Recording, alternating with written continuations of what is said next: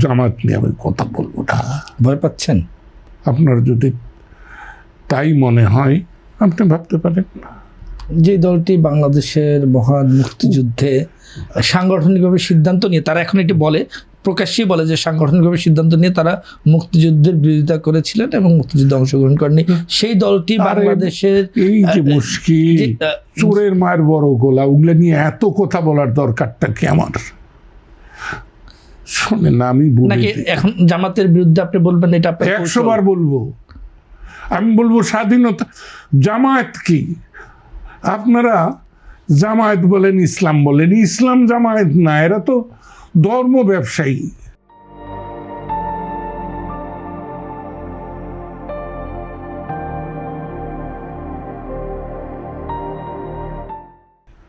ধর্ম বিক্রিকারী।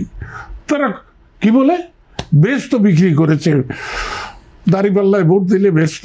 আমি বলছি তারা এখন বিরোধী দল, আপনার কেমন লাগছে? এই পার্লামেন্ট, আমি তো নির্বাচনে ওই জন্যই গেছিলাম যে নির্বাচনটা কি হয়। যেমন আমাদের নির্বাচনী এলাকায় 114টা ভোট কেন্দ্র, তার মধ্যে 9টা ভোট কেন্দ্রের শুধু আমাদের নির্বাচনী এজেন্ট থাকতে পেরেছে, আর বাদ বাকি কোনো কেন্দ্রে, যেখানে আজ পর্যন্ত এটা 13তম নির্বাচন জাতীয় সংসদ, এটা 13তম জাতীয় সংসদ, হ্যাঁ জি 13তম ত্রয়োদশ, তো 12 মানে দ্বাদশ সংসদ পর্যন্ত আমাদের 133 টাঙ্গাইল 4 নির্বাচনী এলাকায় 1.5 লক্ষের উপরে ভোট হয়নি। যখন ভোটাররা ভোট দিয়েছে তখনও না, সেই ক্ষেত্রে 2,64,000 ভোট কি করে হইল তাতেই বোঝা যায় ভোট দিতে হয় নাই। ওনারাই সিল দিয়েছেন। ওই বড় বড় আগ্নেয় অস্ত্র নিয়ে যারা ঘুরেছেন তারাও সহযোগিতা করেছেন। কারা তারা? আগ্নেয়াস্ত্র, বড় বড় আগ্নেয়াস্ত্র কাদের?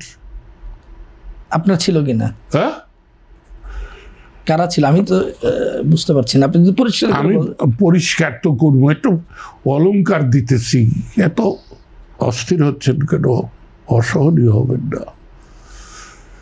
সশস্ত্র বাহিনী, তাদেরকে নির্বাচনী দায়িত্ব দেওয়া হয়েছিল, তারা সঠিক কাজ করেনি। পুলিশ সঠিক কাজ করেনি, পুলিং প্রিজাইডিং অফিসাররা, রিটার্নিং অফিসার করেনি। আমি বেলা 10টার সময় রিটার্নিং অফিসার মানে জেলা প্রশাসক, তাকে জানালাম যে এইরকম অবস্থা। সে বলল দেখতেছি। কেউ কিছু দেখে নেই। আমি এখনো রাজি, ভোটার ভোট দিতে পারবে, নির্বাচন দেখ, আমি শুধু প্রার্থী হব, আর কিছু লাগবে না। যদি বিজয়ী না হই, নিজেই গলা কেটে দেব।